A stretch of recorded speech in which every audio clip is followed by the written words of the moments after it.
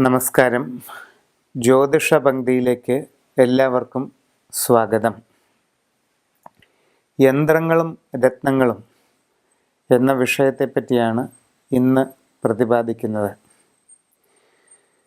വിവിധ ഉദ്ദേശ്യങ്ങൾക്കായി താന്ത്രികമായ യന്ത്രങ്ങൾ എഴുതി പൂജ ചെയ്ത് ദേഹധാരണം നടത്തുന്നത് പൊതുവെ നൂറ്റാണ്ടുകളായി നമ്മുടെ നാട്ടിൽ നിലനിന്ന് വരുന്ന ആചാരമാണ്.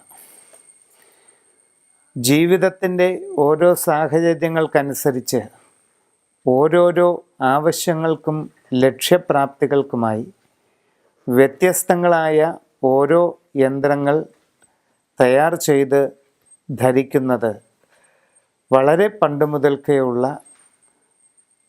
നമ്മുടെ നാട്ടിലെ ഒരു ആചാരം തന്നെയാണ്.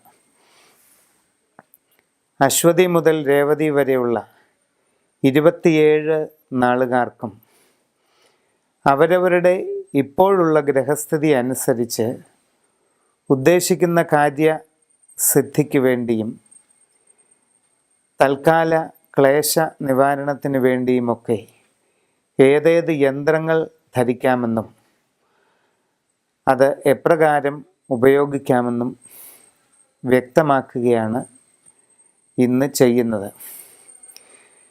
യന്ത്രങ്ങൾ ധരിക്കുന്നതിന് സാധിക്കാത്തവരോ അത്തരം ആചാരാനുഷ്ഠാനങ്ങളിൽ ഉൾപ്പെടാത്തവരോ ആയിട്ടുള്ളവർക്ക് വേണ്ടി ഇപ്പോഴത്തെ അവരവരുടെ നക്ഷത്രത്തിൻ്റെ ഗ്രഹസ്ഥിതി അനുസരിച്ച് ഏറ്റവും ഫലപ്രാപ്തി നൽകുന്ന രത്നക്കല്ല് ഏതാണെന്നും അതിൻ്റെ ഉപയോഗം എപ്രകാരമാണെന്നും കൂടി ഇതോടൊപ്പം വിവരിക്കുകയാണ്.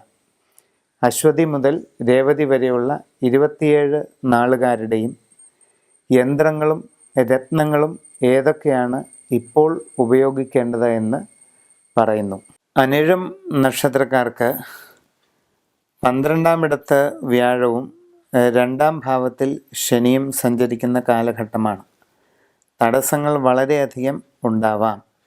സാമ്പത്തിക നഷ്ടങ്ങൾ, പല വിധത്തിലുള്ള പരാജയങ്ങൾ, കടുത്ത മനക്ലേശങ്ങൾ, അലച്ചിൽ, പലവിധ ദുരിതങ്ങൾ, ഇതെല്ലാം ധാരാളമായി അനുഭവപ്പെടാൻ സാധ്യതയുള്ള ഒരു സന്ദർഭമാണ് അനിഴം നാളുകാരെ സംബന്ധിച്ച് ഇപ്പോഴുള്ളത്.